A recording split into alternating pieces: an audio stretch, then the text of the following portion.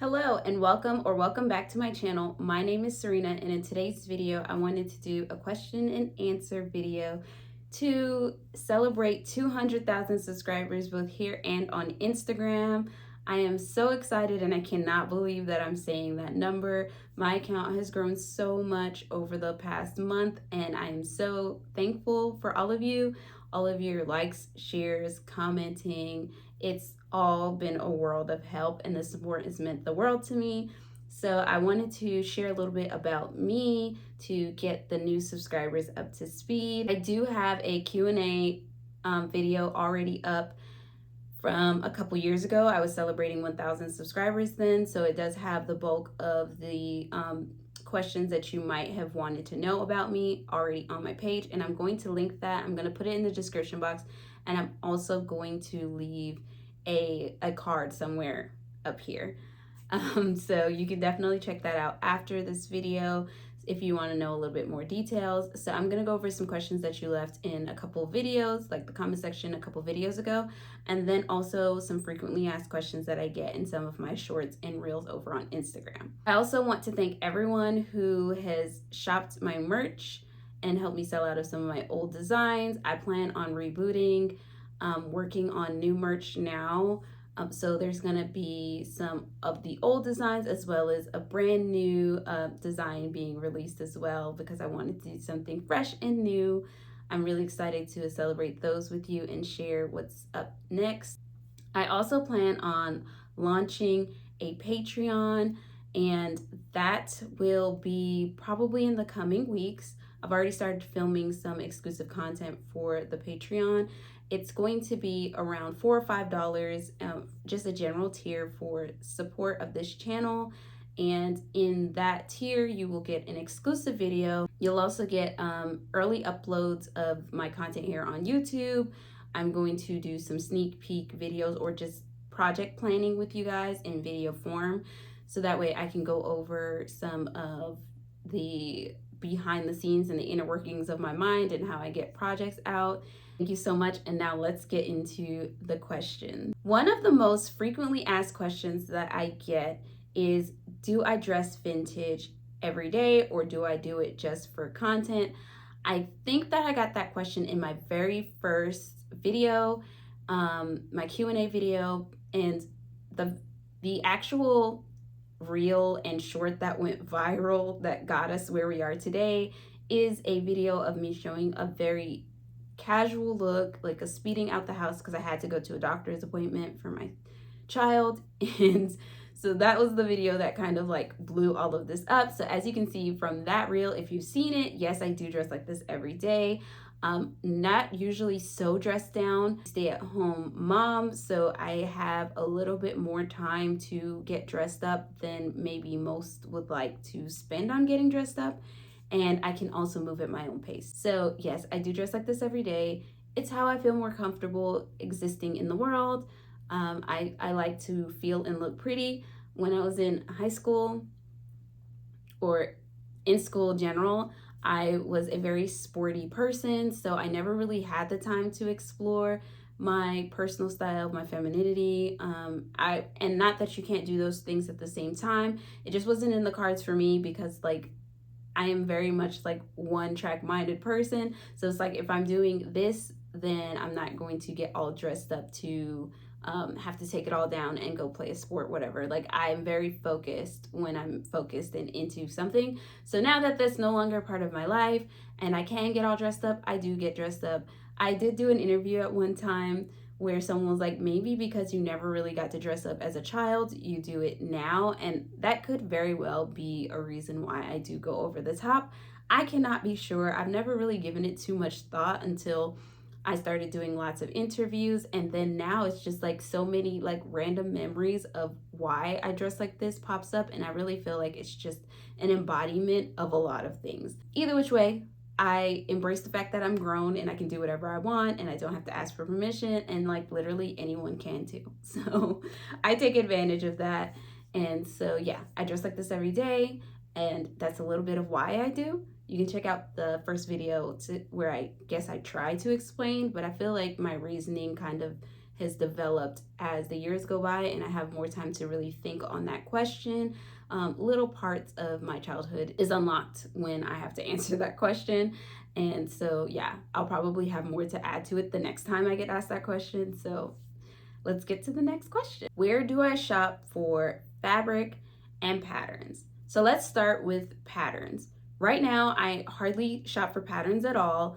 And that's because I was very fortunate to have people send me patterns, people who used to sew and no longer sew, people who've lost loved ones and wanted to make sure that their patterns got to a good home and didn't end up in the trash. Like, I've just had so many pattern donations over the last couple years that I just have a huge collection. But when I must shop for a pattern, I like to look for inspiration on Pinterest, and I will just doom scroll forever and ever and ever, just looking at all of the pretty patterns. They give me inspiration for dressing and styling. And then also, if there's a pattern that I notice that I do not have, because I do find that my pattern collection is a collection and a hobby all on its own at this point. It's definitely grown to the point where I enjoy having these little pieces of history. So first I find the pattern that I'm interested in, and then I will Google that pattern, and then I will choose whichever is usually the cheapest for my search. And that is the general way that I search for patterns. But then there's just this other part of it where I support my friends who have small businesses, and they are usually the place I will buy first if I find it there first. And so the number one pattern company that I will always talk about, the first person who ever really looked at me as an influencer ever on this planet, is Stephanie Canada at Backroom Finds. She gave me my first coupon code. I felt so influency and I hardly had any followers or subscribers on either platform, but it didn't matter to her. And so for that, I love shopping with her, and we've become good friends since then. So Backroom Finds is Stephanie Canada here on YouTube's small business, and you can find an amazing array of patterns. And that's one thing, all friends aside, she really has an amazing collection of patterns, and I've gotten a lot of my dream patterns or my wish list patterns from her website. She has a huge selection of like New York patterns.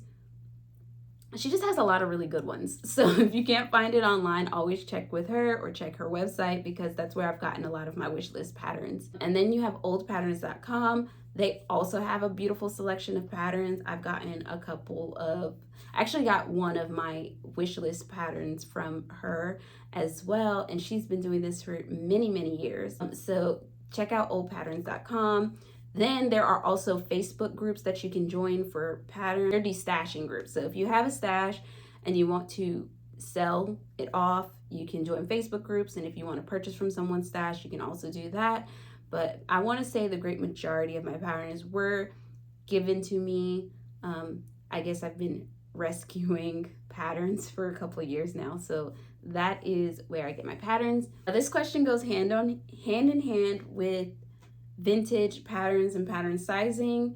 So on the back of patterns, they will have a sizing chart. So you're going to need to take your measurements, your bust, your hip, your waist, and I think the length of the garment. You're going to need to know your measurements, and then you're going to compare them to the sizing chart before you decide what it is that you want to wear. Vintage sizing, especially in patterns, are not the same as modern sizing. So essentially with vintage patterns, they start from infant, and then a size 1 would be a 1-year-old, a size 2 would be a 2-year-old, 3-year-olds, and then when you get up to a 12, that's when it breaks off to junior and misses. So you can get a 12 junior, which is intended for like maybe a 12-year-old, and then a 12 misses is an adult, a very small adult, possibly a size 0, because that is exactly what I wear. I do a 12. And then sometimes I can go lower depending on the style of the garment. I can do like an 11 or something like that, and it just really depends on the garment, and then I make my adjustments from there. When you're choosing your vintage pattern, you want to get as close to your dress size as possible according to the sizing chart on the back of the pattern, and then you're going to want to make alterations from there. On pattern instructions, vintage pattern instructions, it tells you how to fit your pattern, and it gives you a little diagram on how to tissue fit. and things like that. So that's a benefit to vintage patterns that I did not see or notice on modern patterns when I was purchasing them. I don't know if that has changed. I haven't bought a modern pattern in a very long time, but as far as I know, they do not have that diagram any longer. The vintage pattern instructs you on how to do some fittings, and then you could also get some pamphlets which would have been provided or available at fabric stores or wherever you would buy patterns that would go into deeper instructions on how to do alterations. Alterations is something that I'm constantly learning, because when I started learning alterations, it happened at a time where my body was constantly changing. So just as soon as I would figure it out, then my body would change. And so I'm constantly having to learn, because I did have children around the time when I started to get super serious about dressing, especially dressing vintage. Also, you want to keep in mind that some of the darts and stuff like that were tailored to vintage foundation garments. So more like a higher bust, and maybe a waist that has a girdle or and support or control undergarments, and you know, your big petticoat, and so on and so forth. So when you're working with fit, if you're expecting for the vintage pattern to fit you in a vintage way, then you're going to have to use the undergarments. And if you want to use your modern undergarments, then you might have to make some changes to your pattern so that it's more suitable to the undergarments that you choose to wear today. I wear maybe a mix of vintage and modern undergarments. I do lean more towards true vintage or some sort of reproduction undergarments, and then I buy true vintage whenever I can find it in my size, either on eBay or Etsy, but mostly eBay because it's the most affordable. You're gonna want to keep that in mind when you're thinking about dressing with vintage. And of course, it's always up to you what it is that you want. So if you don't care about having the perfect aesthetic and things like that, then you can literally wear your clothes however you feel like. But if you're interested in how things will fit, some things might be a little bit different if you're not wearing the proper undergarments to make everything fit. And check out my shorts, because I did do some shorts on undergarments and how they can be helpful, beneficial, and things of that nature for maintaining a certain vintage silhouette. Fabric. I am not a very picky fabric person. I am definitely in this infinite learning stage with my sewing. So I always feel to some degree that I'm like a beginner, and I'm very comfortable with being like in a home seamstress. I hardly ever use the word seamstress, but if I must explain what it is that I do from time to time, I will use it, and other people use it for me. But I am very comfortable in the home sewing space. I love domestic sewing machines. I collect them, and I also love the patterns. Like, I'm collecting them anyway, and I don't see myself stopping, so I do use them. And so when it comes to fabric, I do tend to stay on the thrifty side. As I grow within my sewing, I do expand on the quality and the price point that I'm willing to go to, but for the most part, I do stick with a lot of 100% cottons, quilting cottons that I find from any major department store, major craft store. I've been known to use vintage sheets sometimes. I will use anything that I feel like inspires me to create. But when it comes to suits and projects that will take a long time, I do invest in a better quality fabric if I can find it, or at least something with some sort of wool or wool blend. So I shop for fabric any and everywhere, and that includes the fancy online retailers, although I probably only shop there maybe once a year. And I used to love fabric.com because you got good quality and value, but they are no longer a thing, so rip fabric.com. And yeah, right now I'm currently sewing exclusively from my stash. I should not be buying any fabric anytime soon. I will be making a shopping list of exactly where I buy my materials, and I will outline it there on my Patreon, and you will have access to that. So next question. Another frequently asked question is, does my family dress vintage? Yes and no. So my husband does not dress vintage. He dresses the way that he wants. I am not someone who likes to be forced to dress a certain kind of way. Obviously, I march to the beat of my own drum, and I hope to inspire that in my little ones, and I allow my husband to be the adult that he is, and he dresses himself just like I dress myself. So no, he does not dress vintage, although he wouldn't mind because in general he doesn't care about fashion. And I just have to get a little bit more comfortable with sewing men's clothing and alterations and things like that. I feel like I am getting by with doing alterations and manipulation for my own body. So I am slowly easing into making alterations for him. So I have only made him the one blazer jacket that I will leave a card for the making of that. And then I also make him pajamas and leisurely clothing. And I made several cabana sets for him last summer. That was really fun to do. So he doesn't really dress vintage, but he has some vintage pieces that I've made him. And now for my kids, my oldest used to dress vintage exclusively up until now. Now she's older and she has a mind of her own, and I love to see her express her own creativity. And then for my youngest, he's still too young to care, so I do dress him vintage and he doesn't seem to be bothered at this point. And so if and when he grows out of it, then I will likely be the only person in my home who dresses vintage, and that's okay with me. Next question is a sewing question. So I have been asked, do I find vintage sewing machines to sew better? And the honest answer is I've never sewn with a modern machine. So I cannot compare the two, and I can only go by what I've seen other people compare it to. And so essentially this is just going to depend on the person. I do think the quality of vintage machines are better, and that kind of just, it tells on its own. Like my machines are all at least 60 to over 100 years old a piece, and they all work amazingly. I've been able to make outfits with all of them and I've not had any issues. I've not had anything break yet. I have not had anything but to clean and oil my machines. They stay in time, all of the things. Second, I have seen other people say that they do prefer vintage machines when it comes to the quality. But of course, there's always going to be limitations with vintage machines, so it's definitely going to depend on what it is that you intend to be making.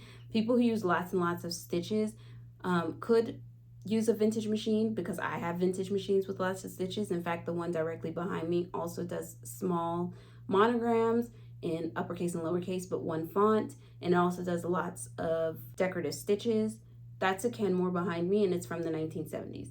There's also some singers that do the same. They monogram, they come with monogram attachments, and they also do lots of decorative stitches.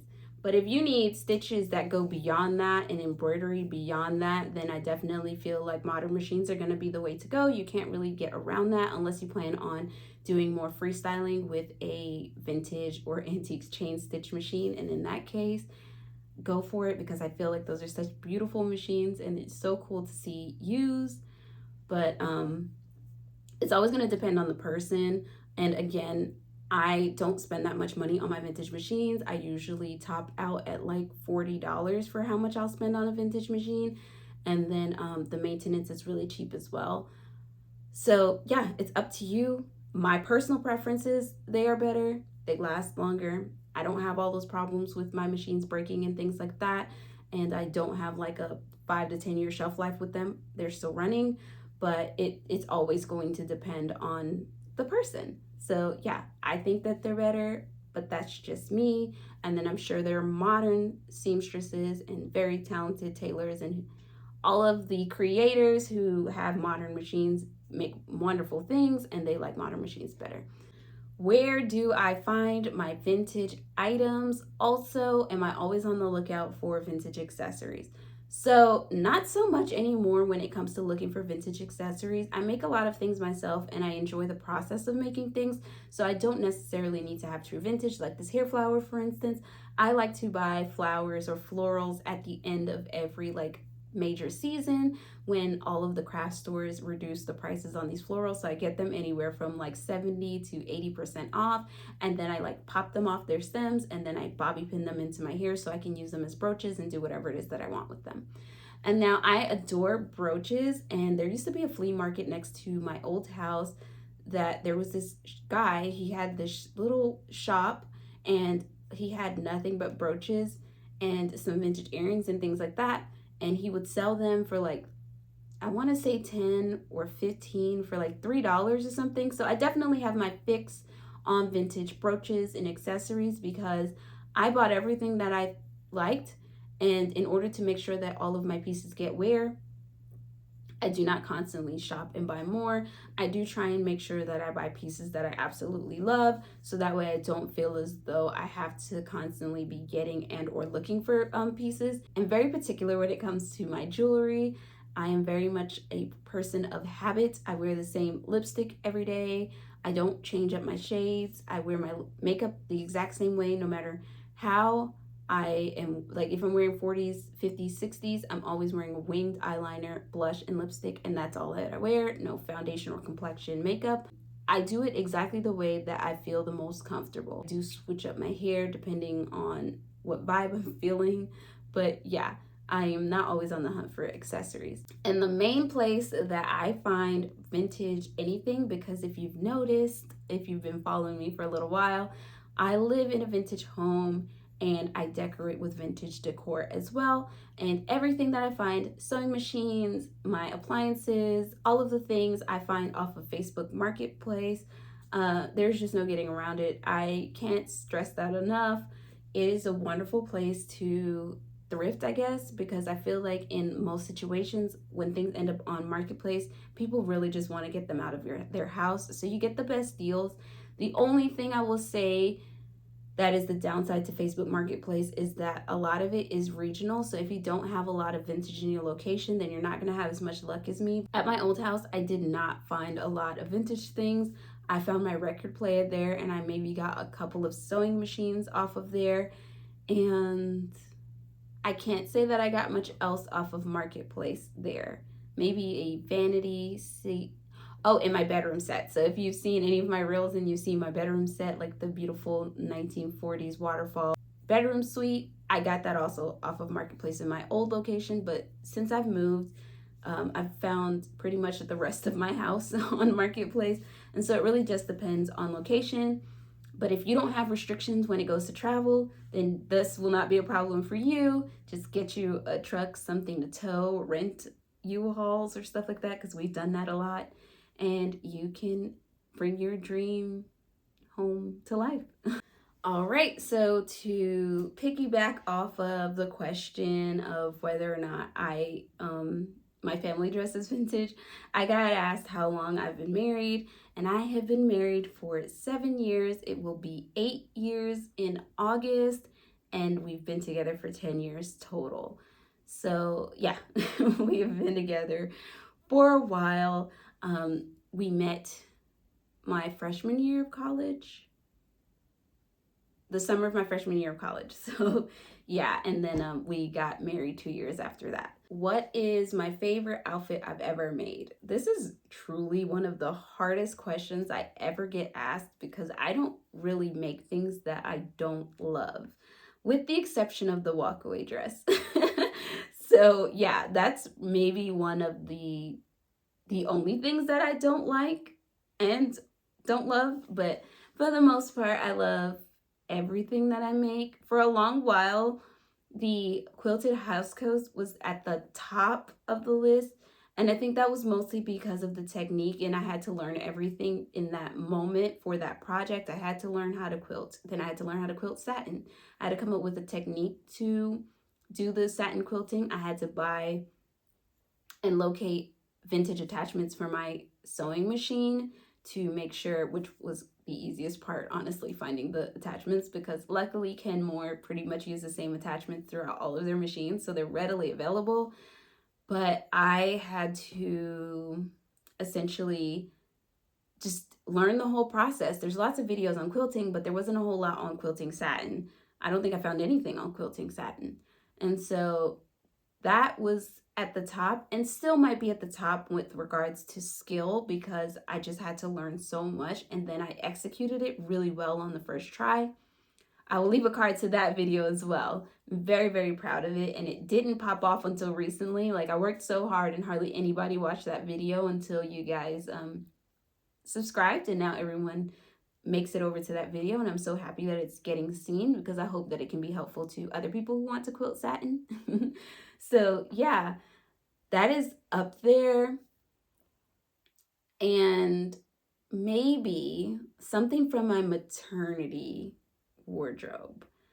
And that's probably one of my favorite just because I don't know about anybody else, but when I was pregnant, especially at a certain point in my pregnancy, it was really hard to feel elegant and beautiful and things of that nature. And when it came to wearing vintage in my second pregnancy, as the first time I didn't wear maternity clothes. So when I wore vintage in my second pregnancy, I felt beautiful every time I got dressed. But then I made a suit-like outfit because I love making suits and I was missing them at this point. And for my birthday, I made an outfit that I would have made as a suit in maternity. It had a matching hat. I'll put in a picture. It had a matching hat. It had a satin skirt. It had a beautiful like suiting smock like stand collar. It was just so pretty to me. And I felt incredible. And I feel like to feel that way while being pregnant for me in the middle of June in the South, that outfit is my favorite just because of the way that it made me feel and because it's a point in my life that I'm never going to really have to do again. I don't plan on having any more kids. So it's a feeling that will never be replicated. So it will stay up there because I just won't feel that way again about another maternity piece because it just won't be a thing. How long did it take me to get this good? So I have been sewing now probably for the past 7 years. I want to believe that I started a year after we got married. So 7 years. I have been capable of sewing patterns since the first couple months. I didn't start getting very good at what it is that I did until maybe I started sewing vintage and taking things very seriously, because at that point I wanted to replace my wardrobe, and before I was just sewing just for fun and to supplement some of my clothing options. And once vintage was going to be replacing my entire wardrobe, I had to be a little bit more serious because it was going to be the only option. The things that I made was going to be the only options that I had. So I've gotten this good over the last 4 years, and I am very, like I said earlier in the video, when I am interested into something, I am just really in there. I'm focused. So if there's a technique that I did and I messed up on an earlier project, then I will keep making projects with that thing until I get it right. That's how I was with bound buttonholes. The first set of bound buttonholes I did were awful, and I know a lot of people avoid them, but after that, the next like 6 or 7 projects were bound buttonholes. And then before I would put the bound buttonholes on that project, I would do like 3 test bound buttonholes on the fabric before I moved forward. Even to this day, I will not make a bound buttonhole until I've made at least 1 or 2 practice ones on the fabric that I'm using, because sometimes the fabric can affect the technique that it is that you're trying to use, and you always want to make sure that you make the right adjustments for yourself, your sewing machine, and then adjustments to the technique as needed. So it takes a lot of time, and for me it's entertainment and it's fun. It's what I do for fun. So I do think that I do progress a little bit quicker than most, because like if you have other forms of entertainment, then maybe you won't be using so much of your time for sewing. But whenever I get free time, I'm on my machine and I'm tackling something that I struggled with. And that's just how I am. It's what I do for fun. And so, yeah, this is still very much a hobby for me. And I don't want the fun to be sucked out of it. So while there are times where I could move a lot faster, like for instance, I could be so much better at alterations if I put in the effort that I put into like little teeny tiny details and techniques into learning how to alter. But I take my time because I feel like when I do put all that effort in, then my body changes again, and then it's just like, here we go again. So it's just like I take my time and I enjoy the process, and I suggest that you do it too. If this is something you want to do long term and actually enjoy doing and not have like some sort of sewing burnout. So that concludes this video. It feels like it might be super long. So if you've made it this far, thanks for being here with me. If I didn't cover a question that you're interested in, go ahead and leave it in the comments section. I would love to answer it, and I'm sorry if I didn't get to it. A lot of the questions that I typically get were covered in my last video. Yeah, I'm really glad to have you guys a part of my little community. It's definitely grown a lot, especially on YouTube. I was not surprised. I was not expecting this kind of growth on YouTube. Thank you so much, and I will see you in the next video. I have lots of editing to do for both this video, some Patreon content, and also the next video that will be here on YouTube very, very soon. So I will see you. Have a wonderful day. Bye.